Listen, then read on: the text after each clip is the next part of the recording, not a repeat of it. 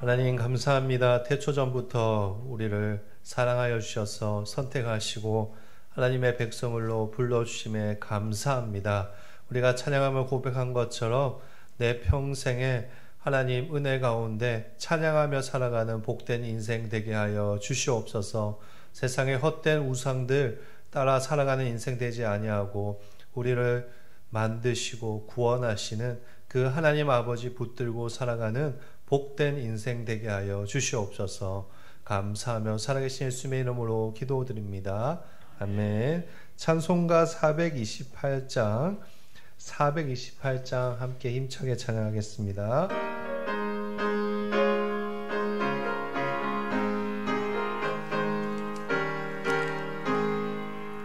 내 영혼의 햇빛 비치니 주 영광 찬란해.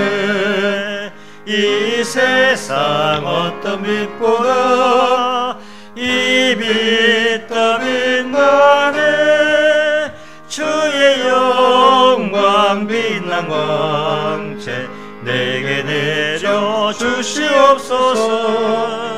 그 밝은 얼굴 배울 때 나의 영혼 기쁘다. 내 영혼에 노래 있으니 주 찬양합니다.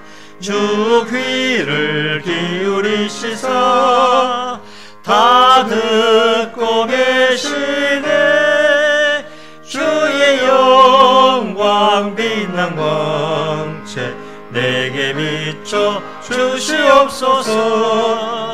그 맑은 얼굴 배울 때 나의 영혼 기쁘다. 내 영혼의 봄날 되었어. 주 함께 하실 때 그 평화 내게 깃들고 주 은혜 꽃피네. 주의 영광 빛난 광채 내게 비춰 주시옵소서. 그 맑은 얼굴 배울 때 나의 영혼 기쁘다. 내 영혼에 희락이 있고 큰 소망 넘치네. 주 예수 복을 주시고 또 내려주시네. 주의 영광 빛난 광채 내게 비춰 주시옵소서. 주 밝은 얼굴 배울 때 나의 영혼 기쁘다. 아멘. 하나님 말씀 함께 보겠습니다. 오늘 하나님께서 주시는 말씀은 요한계시록 9장 1절부터 6절 말씀 보겠습니다.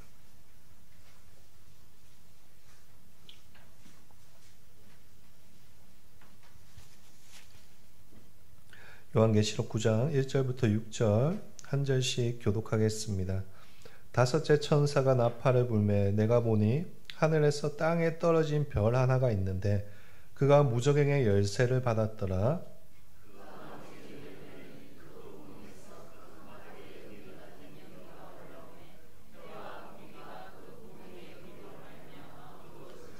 또 황충이 연기 가운데로부터 땅 위에 나오매 그들이 땅에 있는 정갈의 권세와 같은 권세를 받았더라.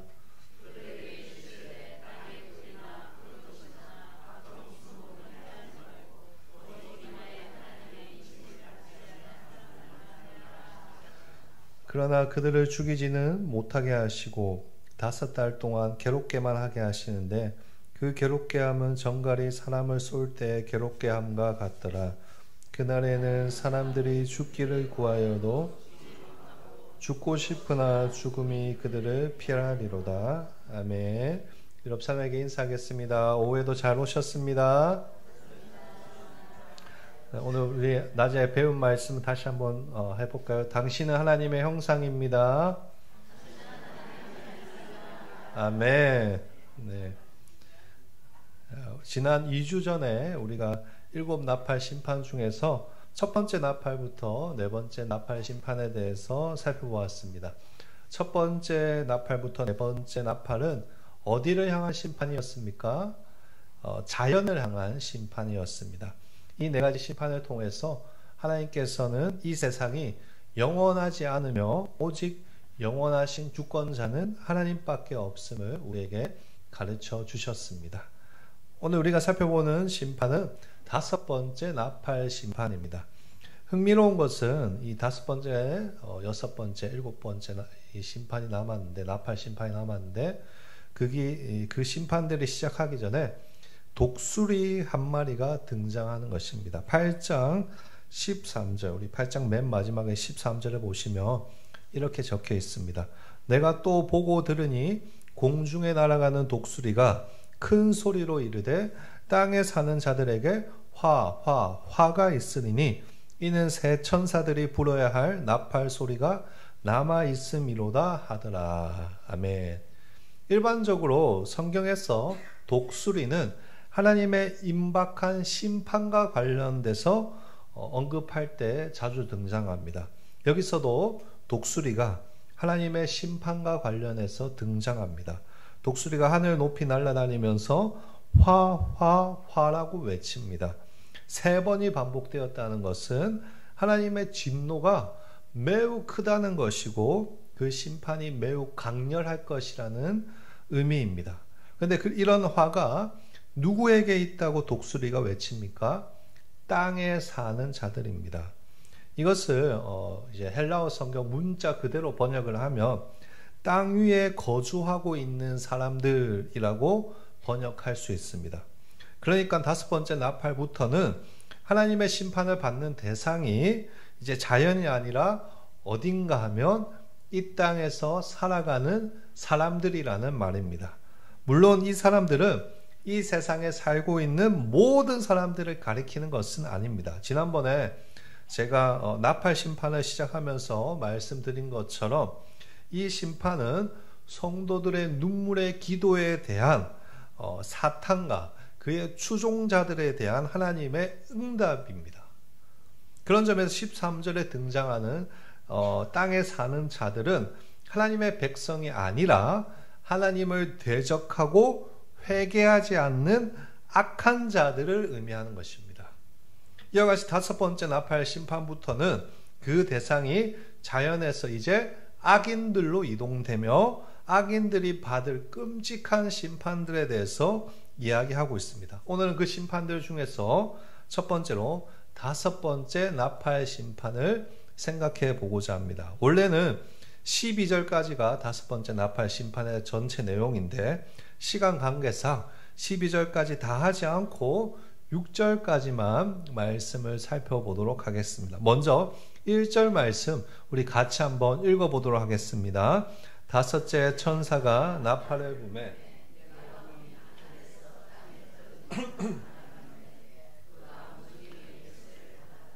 아멘. 다섯 번째 천사가 나팔을 부는데 어떠한 일이 일어나는가 하면 하늘에서 별이 땅에 떨어진 것을 발견합니다. 근데 이 별이 무엇을 받습니까? 무저갱의 열쇠를 받았다라고 기록되어 있습니다. 그리고 이전에 보시면 그 별이 무엇을 엽니까? 무저갱을 엽니다. 무저갱의 구멍에서 연기가 올라오고 어두워지기 시작하면서 어떠한 존재가 등장하는가 하면 3절에 기록된 것과 같이 황충이 등장합니다.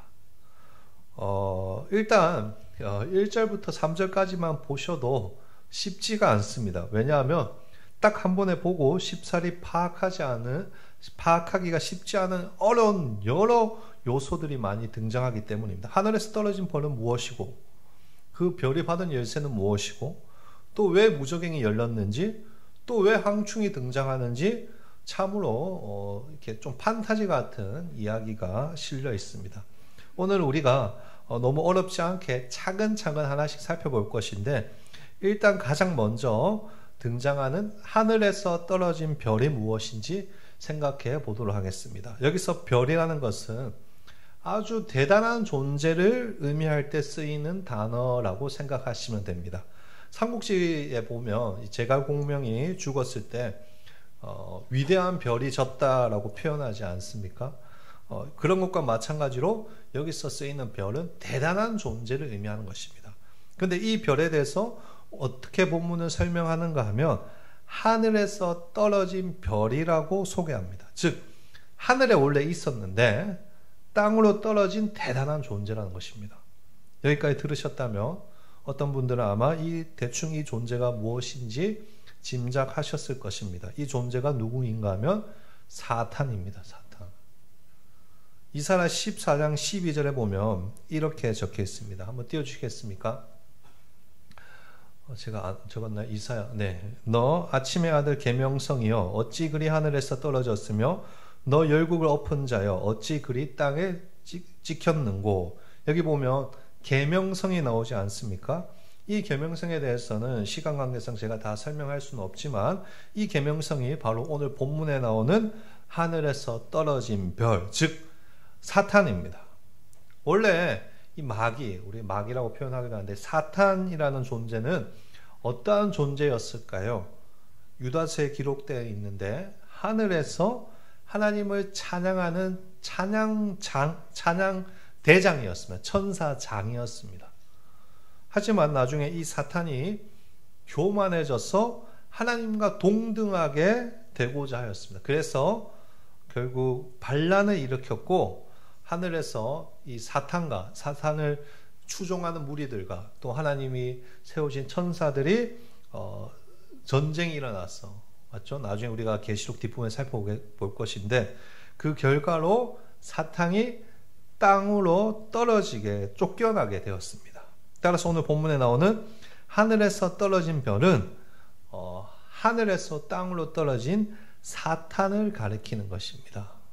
그런데 이 사탄에게 여러분 무엇이 있습니까? 무저갱의 열쇠가 있습니다. 여기서 무저갱은 헬라어로 아비소스라고 하는데 바닥이 없는 깊은 곳으로 신약 성경에서는 악한 영들의 감옥을 의미하는 단어입니다. 아마 다들 악한 영들의 감옥이라고 해서 지옥, 이렇게 물리적인 장소를 생각하실 수 있는데 사실 이 단어는 물리적인 장소가 아니라 우주 어디엔가 존재하는 그런 장소가 아니라 예수님으로 말미암아 하나님의 주권하에 제압되어 있는 사탄과 악한 세력을 의미하는 것입니다. 따라서 이 사탄이 좀 졸리시죠? 네. 자, 박수 한번 칠까요? 박수 한번 시작. 제가 빨리 재밌게 하겠습니다. 네. 이 아비소스의 열쇠를 사탄이 받았다는 것은 사탄들과 그 악한 세력들이 하나님의 주권에는 도전하지 못하고 언제나 하나님에 의해서 통제는 받고 있지만 예수님이 오시기 전에 이 세상이 멸망하기 전에 어둠의 권세를 부여받았다는 것입니다. 1절에 보시면 사탄이 이 무저갱의 열쇠를 받았다고 되어 있는데 맞죠? 이 받았다라는 동사가 사실 정확하게 번역하자면 주어졌다라고 해석하는 것이 맞습니다. 헬라어 성경에는 주어졌다라고 번역되어 있습니다. 그러니까 완전히 자기 것이 아니라 임시적으로 받았습니다. 이처럼 마귀는 무저갱의 열쇠를 가지고 하나님이 허락하신 한도 안에서 활동을 하는 것입니다. 어떤 활동을 합니까? 무저갱의 문을 엽니다. 맞죠? 오늘 본문에 나오듯이 무저갱의 문을 여니까 굉장한 존재가 등장합니다. 어떤 존재인가? 황충입니다. 황충. 황충이란 메뚜기를 의미합니다. 우리나라 메뚜기는 초록색 메뚜기인데 중동 지역의 메뚜기가 노랗습니다. 그래서 황충이라고 합니다. 이 황충은 우리나라에서 보던 메뚜기와 달리 다리가 아주 짧고 날개는 훨씬 깁니다. 그래서 아주 먼 거리를 아예 대륙에서 대륙으로 이동할 수 있는 아주 무서운 이렇게 벌레이죠. 왜 황충이 오늘 본문에 등장할까요? 이 부분을 이해하기 위해서는 구약에 등장하는 황충을 우리가 생각해 봐야 됩니다. 구약에서도 황충이 등장하는데 이 황충이 언제 등장하는가 하면 심판할 때 등장합니다. 출애굽기에서 여러분 메뚜기 심판 나오잖아요. 또 요엘서에서도 황충 재앙이 등장합니다. 따라서 5번째 나팔에서 황충은 진짜 메뚜기가 나타난다는 것이 아니라 메뚜기와 같이 마귀의 졸개들이 심판의 도구로 사용된다는 뜻입니다. 무슨 심판입니까? 하나님의 인침을 받지 아니한 사람들을 심판합니다. 4절 보실까요? 이 메뚜기들이 풀과 나무를 공격하지 않고 누구를 공격하게 되어 있습니까? 한번 찾아보십시오. 하나님의 인침을 받지 아니한 사람들만 공격합니다. 좀 이상하지 않습니까? 여러분 잘 보십시오. 황충은 무엇을 해야 합니까? 풀이나 수목을 뜯어먹어야 되는 존재들입니다. 구약 성경에도 보면 황충 심판과 관련해서 이 황충들이 무엇을 하는가 하면 풀과 수목을 다 뜯어먹어서 사람들을 괴롭게 합니다. 출애굽기에도 그렇고 아모스에도 그렇고 이 황충들의 역할은 풀과 수목을 모조리 뜯어먹는 것입니다. 자연을 파괴하는 것입니다. 이게 메뚜기 떼가 하는 일입니다. 메뚜기 떼는 사람을 공격하기 위해서 존재하지 않습니다. 그러나 이상하게도 이 심판에서 5번째 나팔 심판에서는 대상이 바뀌어 있습니다. 누구입니까? 오직 하나님의 인치심을 받지 아니한 사람들입니다. 하나님을 대적하고 끝까지 회개하지 아니하고 하나님을 예배하지 않는 사람들을 공격 대상으로 삼는 것입니다. 그들은 이 사람들을 괴롭히는 일을 하는 존재들입니다. 그런 의미에서 이 메뚜기는 무적행에서 올라온 마귀의 졸개들이고 이들의 역할은 하나님을 거부하는 자들을 심판하는 것이라고 할 수 있습니다. 그러면 어떻게 심판할까요? 3절에 보시면 이 메뚜기들에게 어떤 권세가 있다라고 기록되어 있습니다. 어떤 권세입니까? 정갈의 권세와 같은 권세입니다. 정갈은 어떤 존재입니까, 여러분? 정갈. 꼬리 끝에 독침이 있어서 한번 쏘이면 매우 고통스럽고 치명적인 피해를 입습니다. 따라서 여기서 정갈의 권세를 받아 사람들을 공격한다는 것은 이 황충들이 하나님께 인침을 받지 아니한 사람들을 매우 고통스럽고 괴롭게 할 것이라는 그 말입니다. 물론 어떻게 괴롭게 할 것인가, 어떻게 고통을 줄 것인가에 대해서 우리는 확실히는 알 수 없습니다. 어떤 이는 이게 자연 파괴를 하는 것이라고 주장하는 사람도 있고, 어떤 사람은 전쟁을 일으키는 것이라고 주장하는 사람도 있고, 또 어떤 사람은 영적으로 해석해서 핍박이나 미혹 같은 것이라고 주장하는 분들도 있습니다. 그러나 성경에 기록된 것만으로는 이것이 무엇인지를 분명하게 말하기가 쉽지 않기 때문에 쉽사리 단정 지을 수는 없습니다. 다만 이 황충의 심판들이 가볍지 않다는 것은 분명합니다. 6절 보실까요? 6절 말씀을 우리 같이 한번 읽어보도록 하겠습니다. 같이 읽겠습니다. 그날에는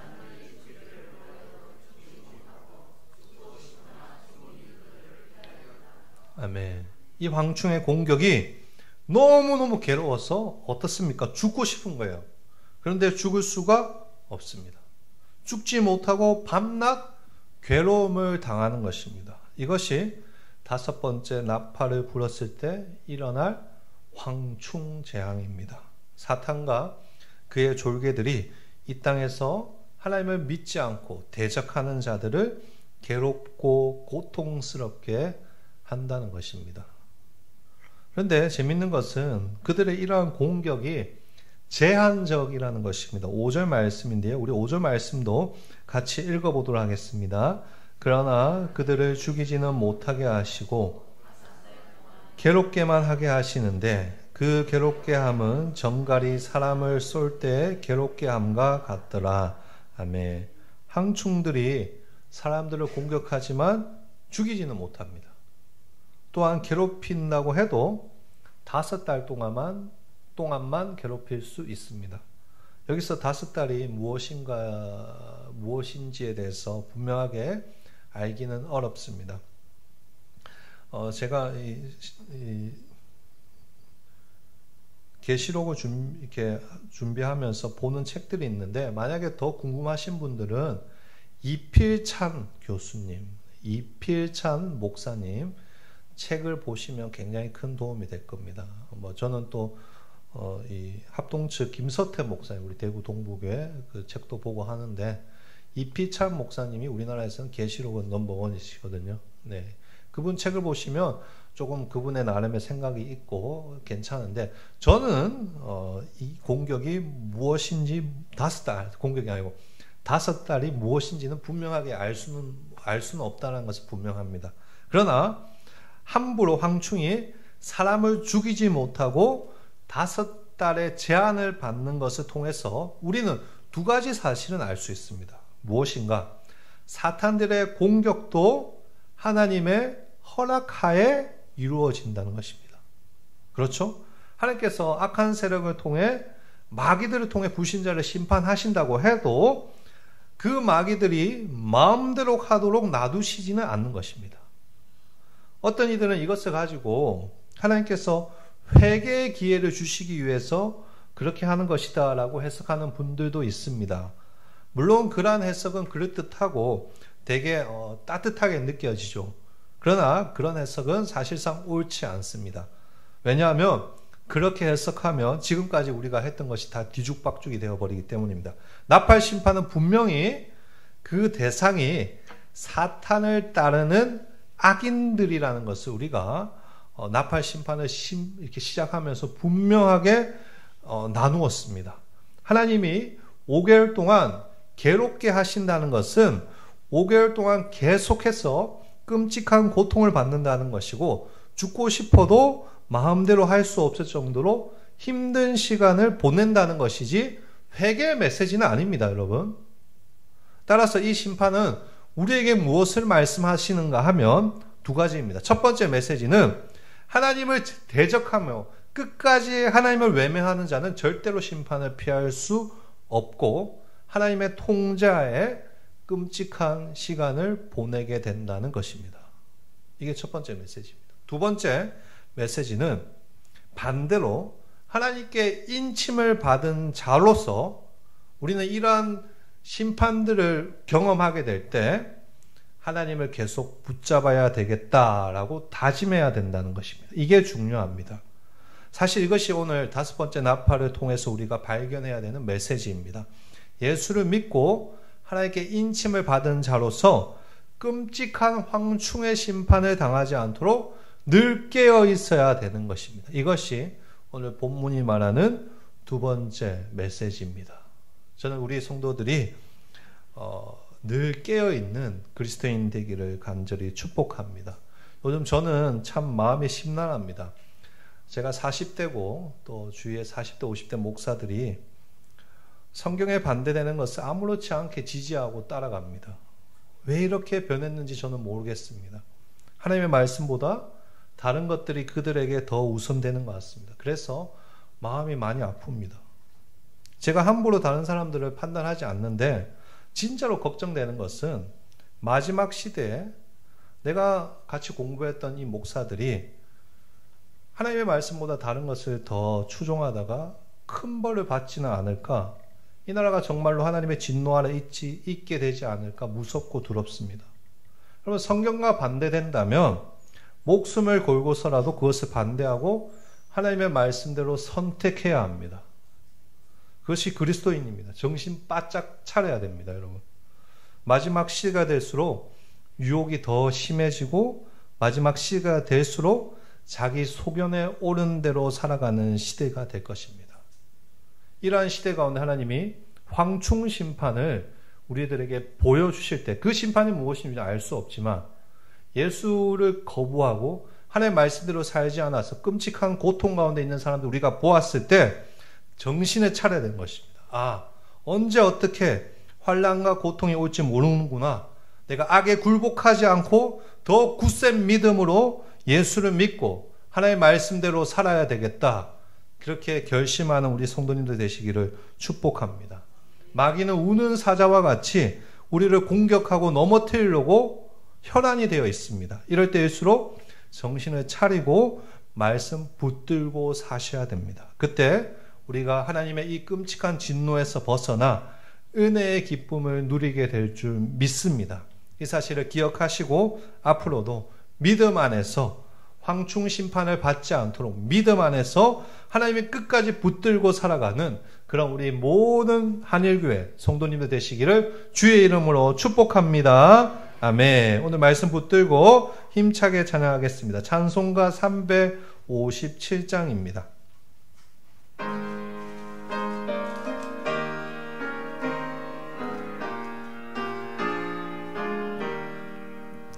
주 믿는 사람 일어나 다 힘을 합하여 이 세상 모든 마귀를 갇혀서 멸하세. 저 앞에 오는 적군을 다 싸워 이겨라. 주 예수 믿는 힘으로 온 세상 이기네. 믿음이 이기네. 믿음이 이기네. 주 예수를 믿음이 온 세상 이기네.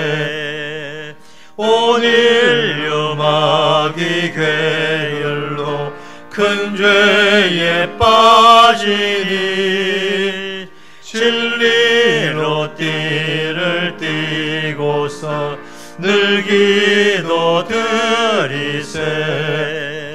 참 믿고 의지하면서 겁없이 나갈 때 주 예수 믿는 힘으로 온 세상 이기네. 믿음이 이기네. 믿음이 이기네. 주 예수를 믿음이 온 세상 이기네. 끝까지 이긴 자에게 흰 옷을 입히고 또 영생 복을 주시니 참 기쁜 일일세. 이 어두운 세상 지나서 저 천성 가도록 주 예수 믿는 힘으로 온 세상 이기네. 믿음이 이기네. 믿음이 이기네. 주 예수를 믿음이 온 세상 이기네. 오늘 말씀 붙들고 우리 함께 기도했으면 좋겠습니다. 하나님, 끔찍한 황충 심판 앞에서 우리가 끝까지 예수를 붙드는 인생 되기를 원합니다. 하나님, 세상 사람들과 같이 하나님을 대적하고 하나님의 말씀을 외면하여서 심판을 받는 인생 되지 않도록 주님 붙잡아 주시옵소서. 주의 말씀 붙들고 신실하게 믿음 생활하는 그리스도인 되게 하여 주시옵소서라고 우리 시간 함께 기도함으로 나아가도록 하겠습니다. 기도하겠습니다. 하나님, 그렇습니다. 오늘 말씀을 통해서 하나님 다섯 번째 나팔 심판을 함께 생각하며 하나님을 대적하고 하나님 말씀과 반대로 살아가는 것이 하나님 정말로 무서운 심판 가운데 있다는 사실을 우리가 생각해 보았습니다. 하나님, 우리가 이 마지막 시대에 하나님 정신을 바짝 차리고 하나님 마지막 시대가 될수록 이 유혹 가운데 하나님 말씀 더 붙들고 살아가는 그런 그리스도인 되게 하여 주시옵소서. 어떠한 환난과 고통이 닥쳐올지라도 악에 굴복하지 않게 하여 주시옵시고 더 굳센 마음으로 믿음을 지키는 우리 모든 성도님이 될 수 있도록 주님 인도하시고 함께하여 주시옵소서. 하나님, 정신을 차리고 말씀을 붙드는 인생 되게 하여 주시옵시고 주님 오실 때 칭찬받을 수 있는 그런 그리스도인 될 수 있도록 주님 항상 함께하여 주시옵소서.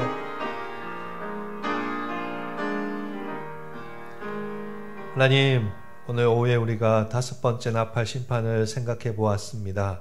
하나님을 대적하고 하나님의 말씀을 외면하며 하나님 끝까지 회개하지 않는 자들에게 무서운 심판이 있다는 사실을 우리가 잊지 않게 하여 주시옵소서. 하나님, 우리가 끝까지 이 마지막 시대에 정신을 차리고 하나님 말씀을 선택하고 믿음 가운데 살아갈 수 있도록 인도하여 주시옵소서. 자기 소견에 오른 대로 살아가는 이 시대 가운데 하나님, 주의 말씀 붙들고 믿음으로 굳건히 서서 주님 오실 때까지 하나님 믿음 가운데 살아가는 우리 모든 성도들 되게 하여 주시옵소서.